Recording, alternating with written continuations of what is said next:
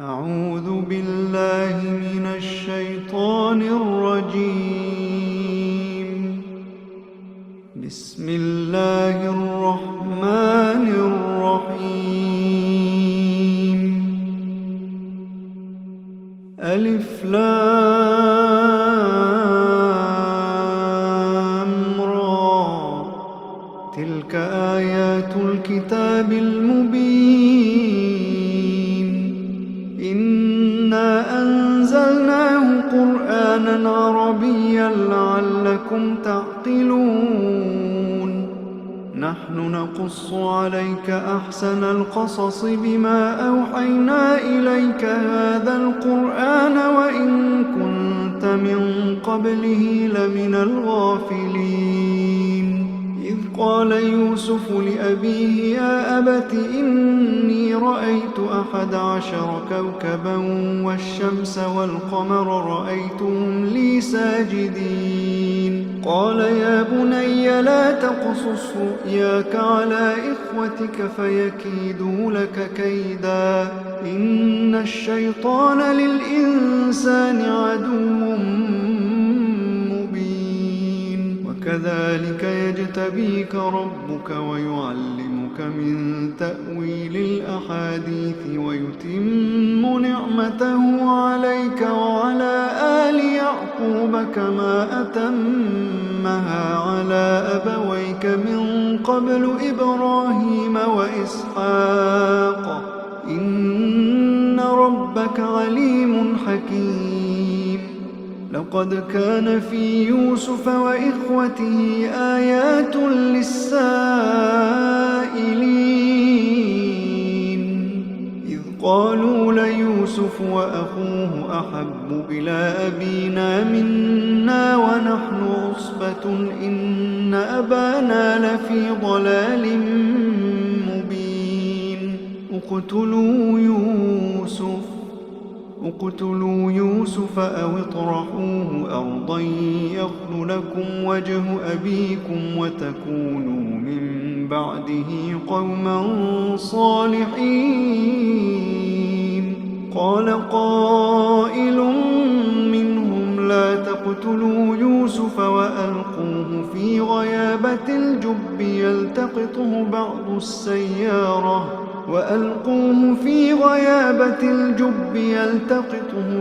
السيارة إن كنتم فاعلين.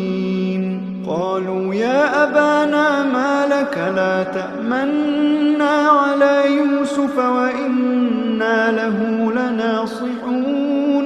أرسله معنا غدا يرتع ويلعب وإنا له لحافظون. قال إني ليحزنني أن تذهبوا به وأخاف أن يأكله الذئب وأنتم عنه غافلون. قالوا لئن أكله الذئب ونحن عصبة إنا إذا لخاسرون.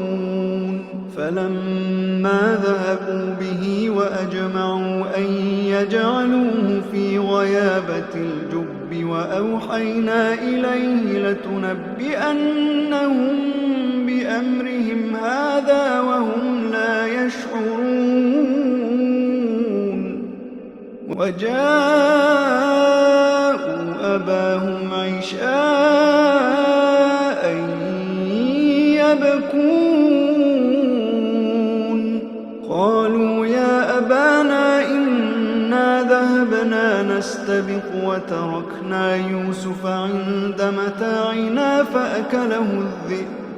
فأكله الذئب وما أنت بمؤمن لنا ولو كنا صادقين.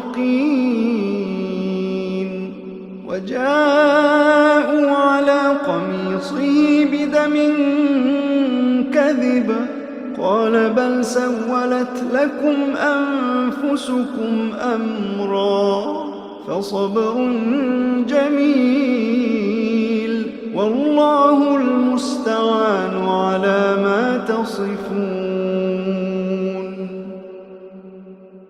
وجاءت سيارة فأرسلوا واردهم فأدلى دلوه قال يا بشرى هذا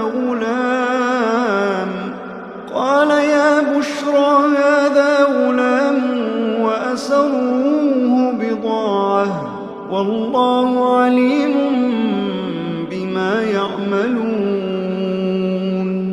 وشروه بثمن بخس دراهم معدودة وكانوا فيه من الزاهدين وقال الذي اشتراه من مصر لامرأته أكرمي مثواه عسى أن ينفعنا أو نتخذه ولدا وكذلك مكنا ليوسف في الأرض ولنعلمه من تأويل الأحاديث والله غالب على أمره ولكن أكثر الناس لا يعلمون ولما بلغ أشده آتيناه حكما وعلما وكذلك نجزي المحسنين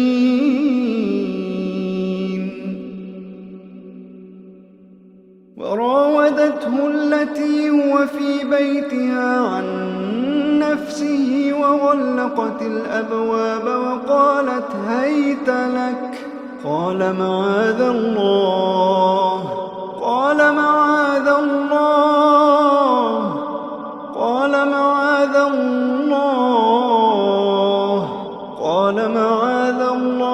إنه ربي أحسن مثواي إنه لا يفلح الظالمون ولقد همت به وهم بها لولا أن رأى برهان ربه كذلك لنصرف عنه السوء والفحشاء إنه من عبادنا المخلصين واستبق الباب وقدت قميصه من دبر وألف يا سيدها لدى الباب قالت ما جزاء من أراد بأهلك سوءا إلا أن يسجن أو عذاب أليم قال هي راودتني عن نفسي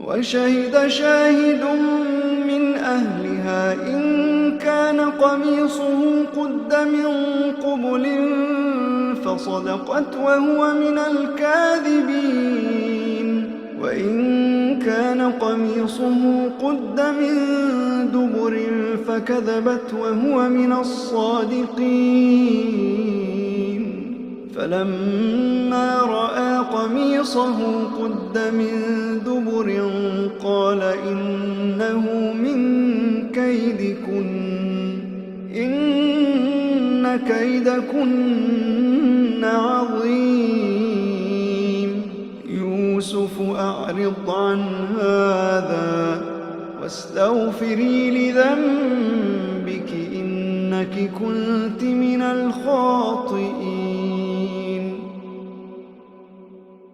وقال نسوة في المدينة امرأة العزيز تراود فتاها عن نفسه قد شغفها حبا إنا لنراها في ضلال مبين فلما سمعت بمكرهن أرسلت إليهن وأعتدت لهن متكأ وآتت كل واحدة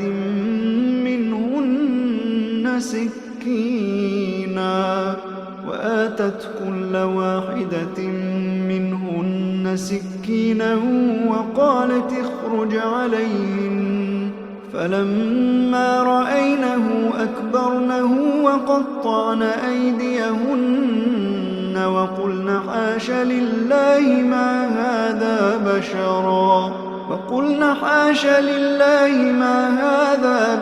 إن هذا إلا ملك كريم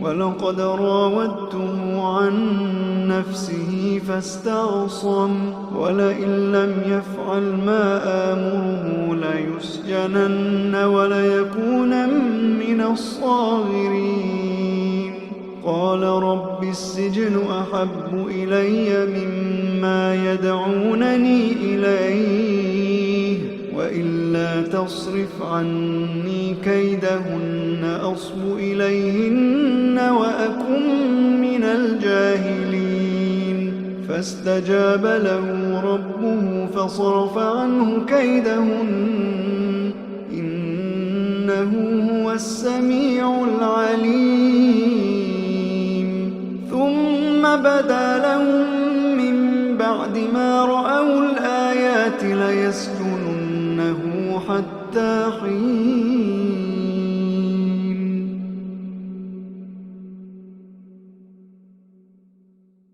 ودخل معه السجن فتيان قال أحدهما إني أراني أعصر خمرا وقال الآخر إني أراني أحمل فوق رأسي خبزا تأكل الطير منه نبئنا بتأويله إنا نراك من المحسنين قال لا يأتيكما طعام ترزقانه إلا نبأتكما بتأويله قبل أن يأتيكما ذلكما مما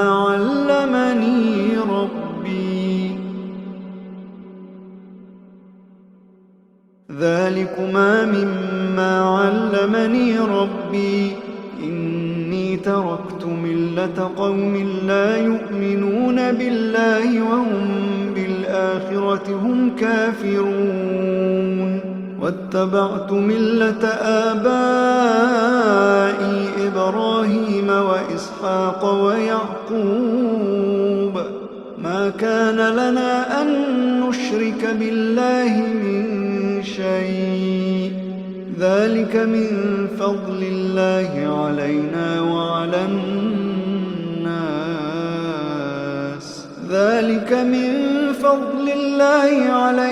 وعلى الناس ولكن أكثر الناس لا يشكرون يا صاحبي السجن أأرباب متفرقون خير أم الله الواحد القهار ما تعبدون من دونه إلا أسماء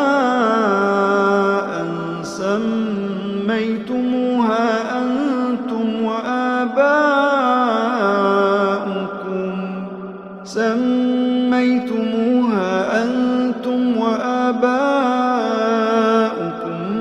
ما أنزل الله بها من سلطان إن الحكم إلا لله أمر ألا تعبدوا إلا إياه ذلك الدين القيم ولكن أكثر الناس لا يعلمون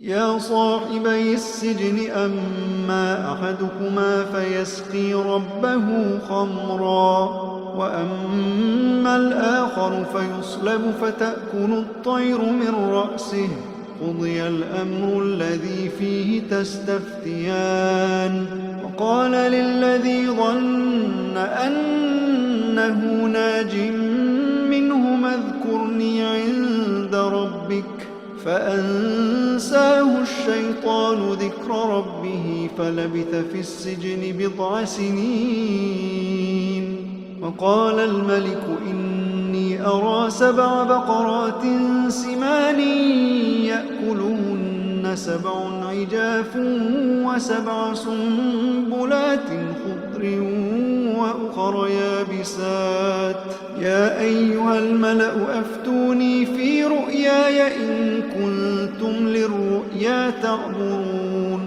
قالوا أضغاث أحلام وما نحن بتأويل الأحلام بعالمين. وقال الذي نجا منهما وادكر بعد أمة أنا أنبئكم بتأويله فأرسلون. يوسف أيها الصديق أفتنا في 7 بقرات سمان يأكلهن 7 عجاف و7 سنبلات خضر وأخر يابسات لعلي أرجع إلى الناس لعلهم يعلمون. قال تزرعون 7 سنين دأبا فما حصدتم فذروه في سنبله إلا قليلا مما تأكلون. ثم يأتي من بعد ذلك 7 شداد يأكلن ما قدمتم لهن إلا قليلا مما تحصنون. ثم يأتي من بعد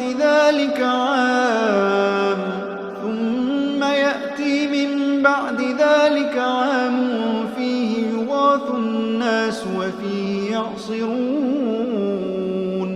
وقال الملك ائتوني به فلما جاءه الرسول قال ارجع إلى ربك فاسأله ما بال النسوة اللاتي قطعن أيديهن إن ربي بكيدهن عليم. قال ما خطبكن إذ راوتن يوسف عن نفسه قلن حاش لله ما علمنا عليه من سوء. قالت امرأة العزيز الآن حصحص الحق أنا راودته عن نفسه وإنه لمن الصادقين. ذلك ليعلم أني لم أخنه بالغيب وأن الله لا يهدي كيد الخائنين. وما أبرئ نفسي إن النفس لأمارة بالسوء إلا ما رحم ربي إن ربي غفور رحيم.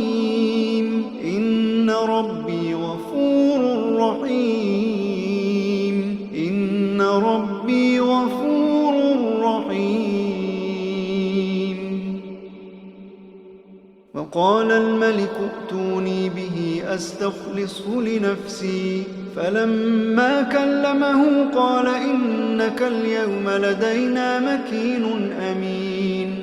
قال اجعلني على خزائن الأرض إني حفيظ عليم. وكذلك مكنا ليوسف في الأرض يتبوأ منها حيث يشاء نصيب برحمتنا من نشاء ولا نضيع أجر المحسنين. ولأجر الآخرة خير للذين آمنوا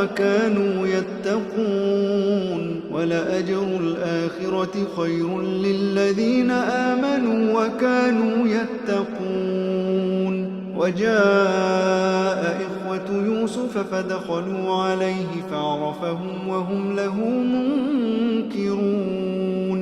ولما جهزهم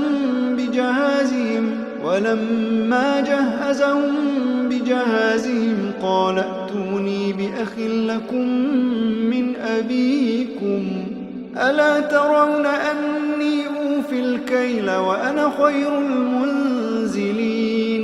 فإن لم تأتوني به فلا كيل لكم عندي ولا تقربون.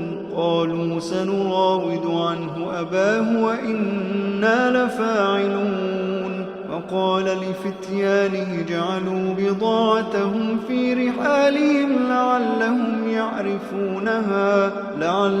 يعرفونها إذا انقلبوا إلى أهلهم لعلهم يرجعون فلما رجعوا إلى أبيهم قالوا يا أبانا منع منا الكيل فأرسل معنا أخانا نكتل وإنا له لحافظون قال هل آمنكم عليه إلا كما أمنتكم على أخيه من قبل فالله خير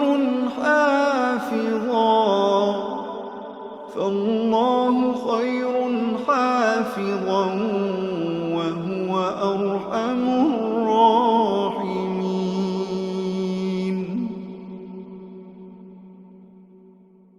ولما فتحوا متاعهم وجدوا بضاعتهم ردت إليهم قالوا يا أبانا ما نبغي هذه بضاعتنا ردت إلينا ونمير أهلنا ونحفظ أخانا ونزداد كيل بعير هذه بضاعتنا ردت إلينا ونمير أهلنا ونحفظ أخانا ونزداد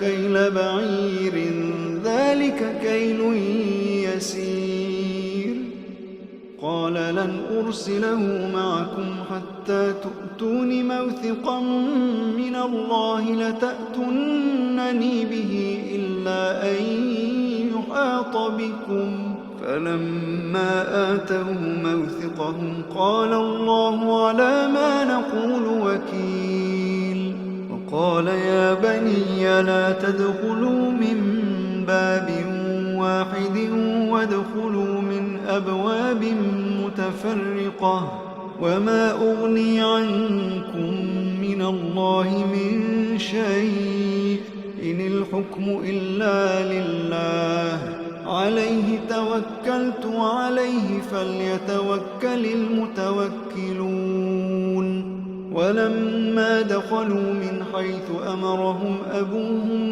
ما كان يغني عنهم من الله من شيء إلا حاجة في نفس يعقوب قضاها وإنه لذو علم لما علمناه ولكن أكثر الناس لا يعلمون ولما دخلوا على يوسف آوى إليه أخاه قال إني أنا أخوك فلا تبتئس بما كانوا يعملون فلما جهزهم بجهازهم جعل السقاية في رحل أخيه ثم أذن مؤذن أيتها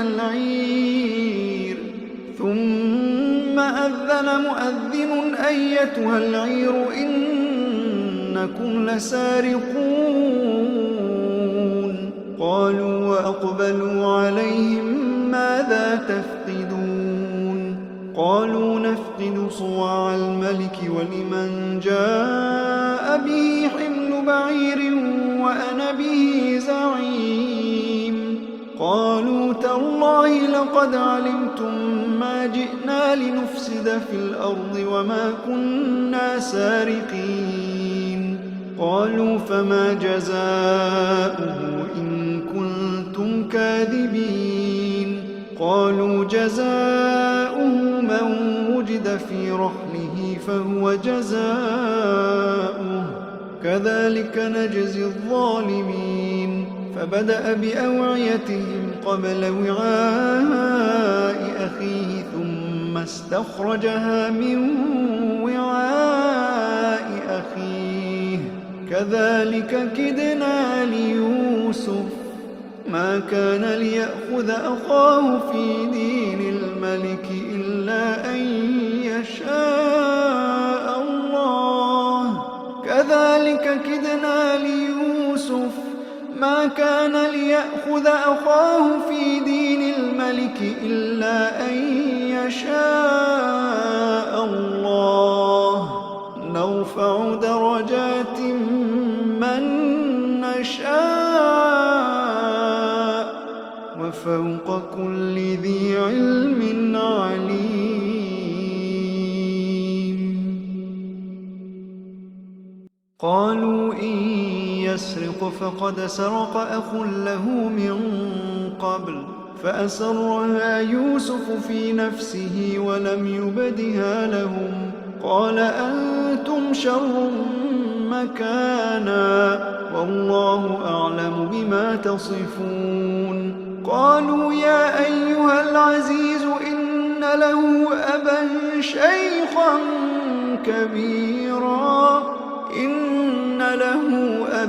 شيخا كبيرا فخذ أحدنا مكانه إنا نراك من المحسنين. قال معاذ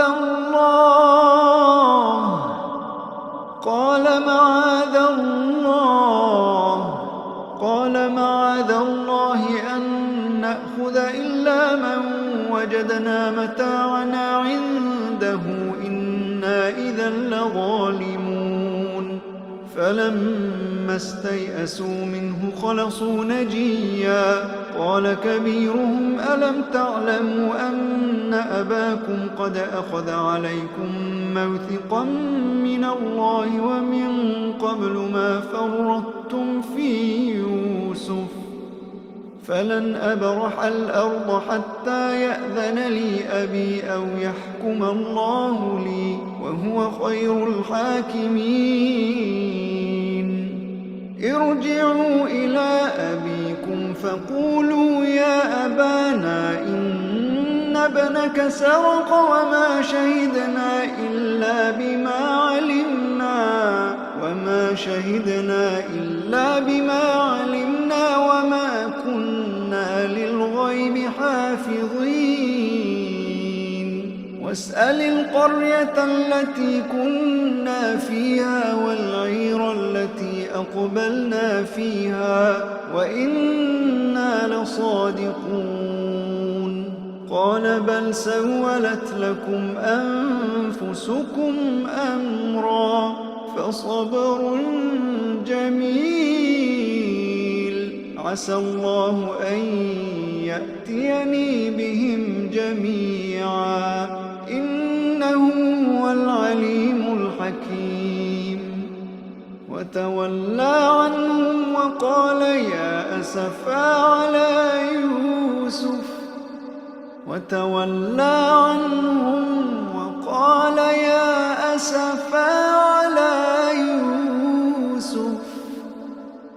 وقال يا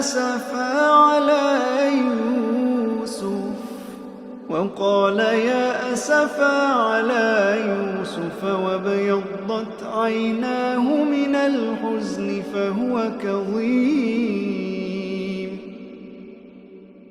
قالوا تالله تفتأ تذكر يوسف حتى تكون حرضا أو تكون من الهالكين. قال إنما أشكو بثي وحزني إلى الله وأعلم من الله ما لا تعلمون. يا بني يذهبوا فتحسسوا من يوسف وأخيه ولا تيأسوا من روح الله إنه لا ييأس من روح الله إلا القوم الكافرون. فلما دخلوا عليه قالوا يا أيها العزيز مسنا وأهلنا الضر وجئنا ببضاعة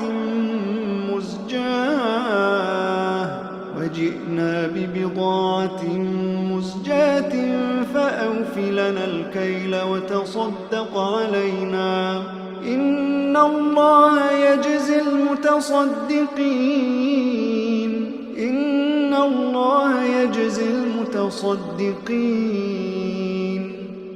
قال هل علمتم ما فعلتم بيوسف وأخيه إذ أنتم جاهلون. قالوا أئنك لأنت يوسف يوسف؟ قال أنا يوسف وهذا أخي، قد من الله علينا، إنه من يتق ويصبر فإن الله لا يضيع أجر المحسنين.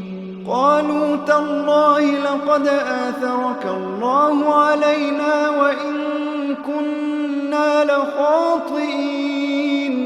قال لا تثريب عليكم، اليوم يغفر الله لكم وهو أرحم الراحمين.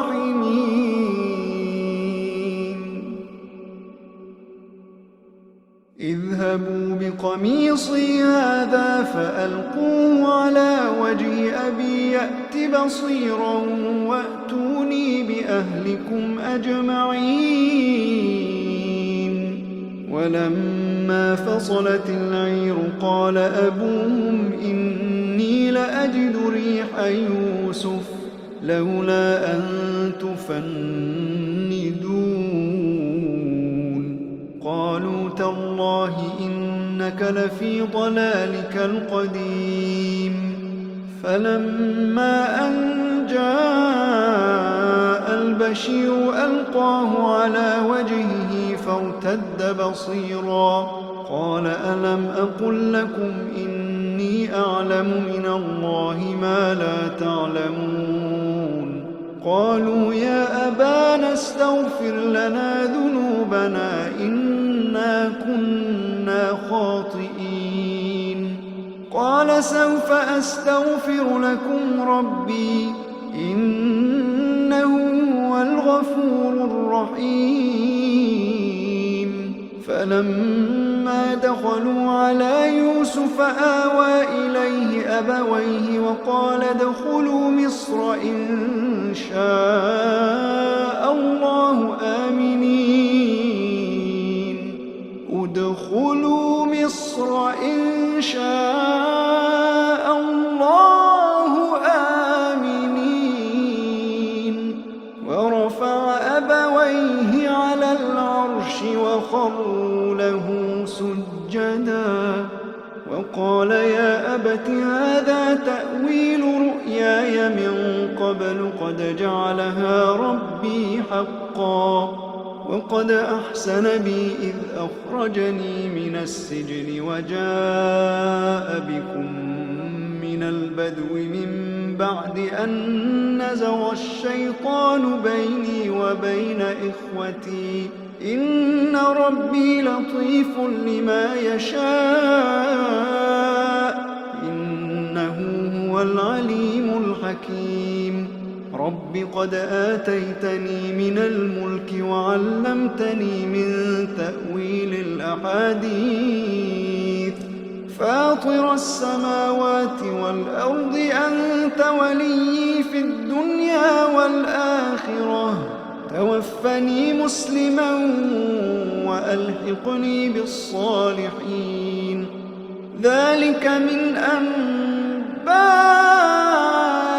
الغيب نوحيه إليك وما كنت لديهم إذ أجمعوا أمرهم وهم يمكرون.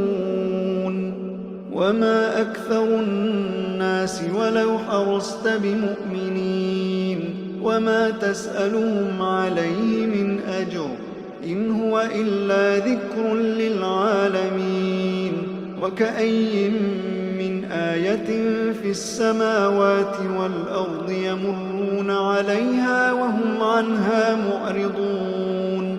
وما يؤمن أكثرهم بالله إلا وهم مشركون. أفأمنوا أن تأتيهم غاشية من عذاب الله أو تأتيهم الساعة بغتة وهم لا يشعرون. قل هذه سبيلي أدعو إلى الله أدعو إلى الله على بصيرة أنا ومن اتبعني وسبحان الله وما أنا من المشركين. وسبحان الله وما أنا من المشركين. وما أرسلنا من قبلك إلا رجالا نوحي إليهم من أهل القرى أفلم يسيروا في الأرض فينظروا كيف كان عاقبة الذين من قبلهم ولدار الآخرة خير للذين اتقوا أفلا تعقلون. حتى إذا استيأس الرسل وظنوا أنهم قد كذبوا جاءهم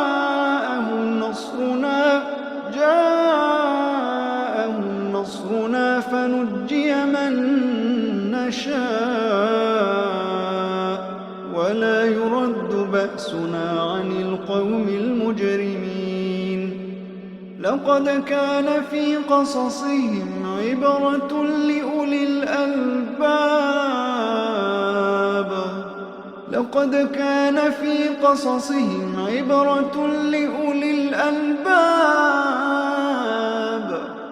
ما كان حديثا يفترى ولكن تصديق الذي بين يديه وتفصيل كل شيء وهدى ورحمة لقوم يؤمنون.